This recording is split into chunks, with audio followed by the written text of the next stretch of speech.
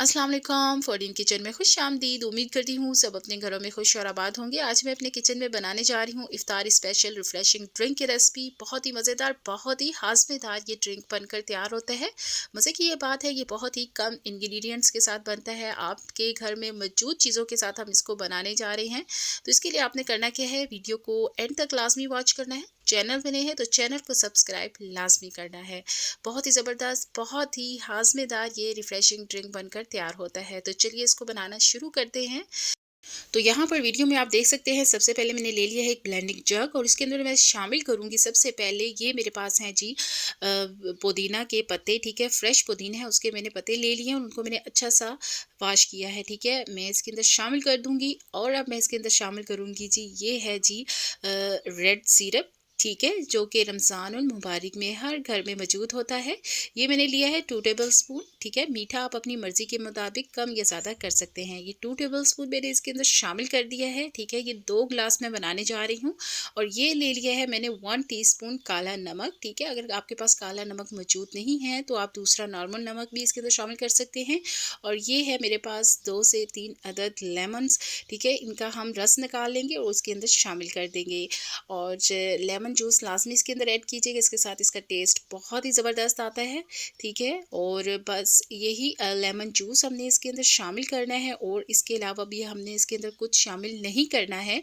तो अब मैं इसके अंदर शामिल कर दूंगी जी, ये देखिए लेमन मैंने सारे इसके अंदर रस निकाल लिया है लेमन्स का और ये मैंने शामिल कर दिया 1 गिलास पानी का। ठीक है, एक चीज़ और अभी इसके अंदर शामिल होनी है, सिर्फ 1 गिलास अभी पानी का ऐड किया है मैंने और देखिए जी ये अच्छे से ब्लेंड हो चुका है। पुदीना जो हमने इसके अंदर शामिल किया था वो अच्छे से क्रश हो चुका है।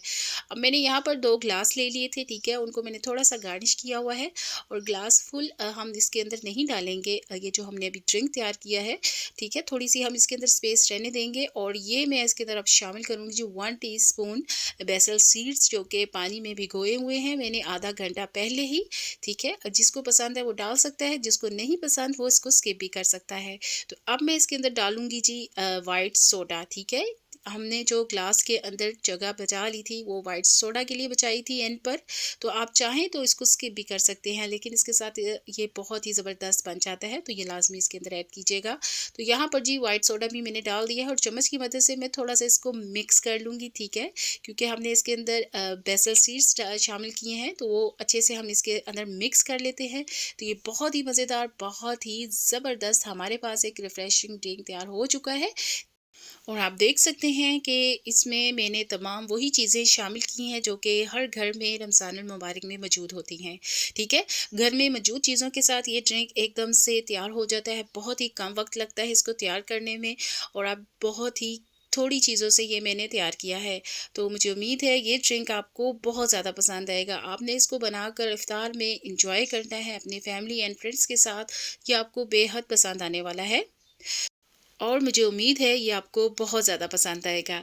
अगर ये आपको बहुत ज़्यादा अच्छा लगा है तो इसके लिए आपने मेरे चैनल को सब्सक्राइब, लाइक एंड शेयर लाज़मी करना है। इस तरह के मज़े-मज़े के और डिफरेंट ड्रिंक्स मैं आपके साथ शेयर करती रहूँगी।